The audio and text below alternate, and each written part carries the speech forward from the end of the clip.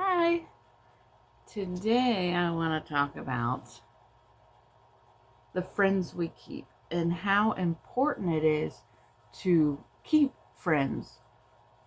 It can be so easy for us to get caught up in the way of life, the things that we do in life, that we forget to have friends.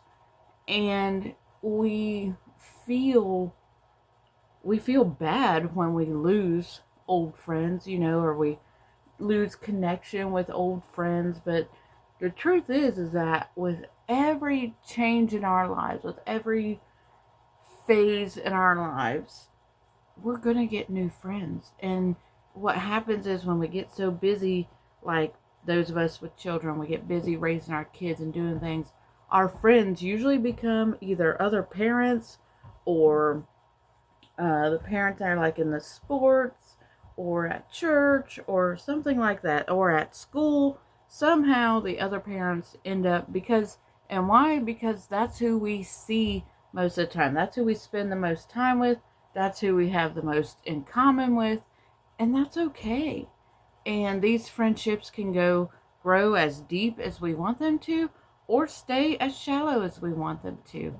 That's totally up to us. But I know that when we choose to connect deeply, our lives have more value to them. Like we just live happier when we have deeper connections with other people.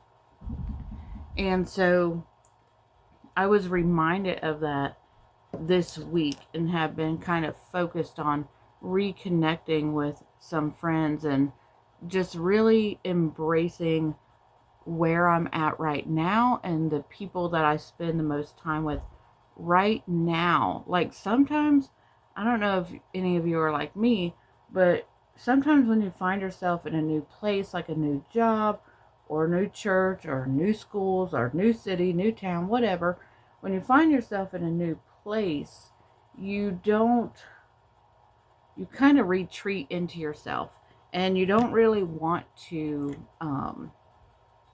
socialize or make new friends, right? You're like, I have enough friends. I don't want new friends. And then when you do, we'll say accidentally make new friends, then you feel bad because now it's like, what happened to the old friendships, right? Truth is, the old friendships are still there. The good ones are still going to be there. And we can connect anytime we want to, but with those, we have to be a lot more intentional about connecting. Like we literally have to put it on our schedules, right? Everybody knows what I'm talking about. You literally have to plan it out and schedule it. And I've told friends that they'll be like, hey, let's get together sometime. And I will say, let's put it on the calendar now because we both know that it's not going to happen. And a year from now, we'll still be saying, oh, we should have got together. And it's not that we, love our friends any less. We just don't um, it's just not convenient to see them every day anymore, or most of the time, as it used to be. Whether these are childhood friends or friends that came along through the different phases in life, different jobs and with kids and all that kind of stuff. So we're going to lose some, but we're also going to gain some, and that's okay. And the idea is they say the people, and I know I've said this before, they say the people that you spend the most time with are the ones that you're going to become most like, right?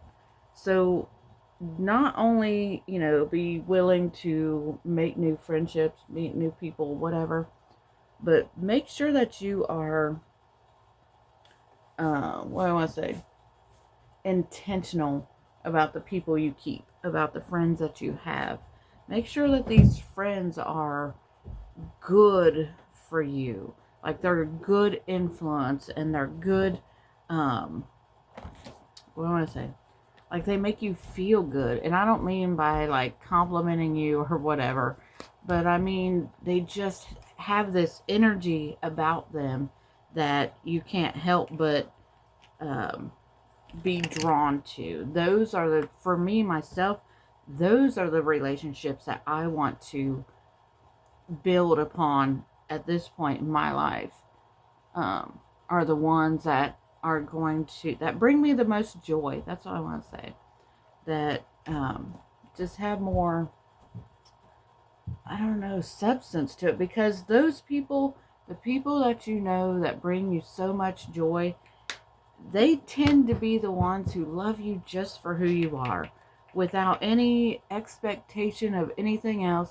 And you can just show up however you are, and they're going to love you and accept you and appreciate you and all the things. And those are the people that we want in our lives. But remember also, it's not enough to just have those people in our lives. We need to be those people for others. But we know that sometimes there are people in life who are energy suckers, where they tend to bring us down, even unintentionally. Some do it intentionally, some do it unintentionally. Like they don't mean to, but it just happens. And sometimes it has nothing to do with the other person. It's just how you tend to feel around them. Like it's just like their energy is just kind of draining to you. And it could be positive and uplifting for somebody else, but to you, it's absolutely draining. And so those are the friends that you just kind of, I love you and I'll spend a little bit of time with you, but know that, now see, I don't know that I would tell them that they were draining my energy. I think I would, because you still love them and you don't want to, you don't want to end that friendship, but you just don't spend as much time with them, because you need more time getting your cup filled, with good positive energy, and having that, just being filled up with love and peace and joy and comfort. And that you have to fill up on it so that you can be that for other people. And so many of us, especially us moms, we carry that weight of being that energy in our homes for our husbands and our children. We have to be the positive energy, the one who roots for the whole household, and the one who cheers everybody on and keeps them all together, comforted and whatnot. Like that's just the mothers in us, right? Like when they're feeling down and out, and like that's the moms. Like we can't help but to, are you okay, honey, or whatever. We want them to feel good. And we know that, not everybody's going to feel good all the time, and that's okay. But like I said, it is our job to keep the peace and be the comfort and be the joy, be the light and the positivity to our households.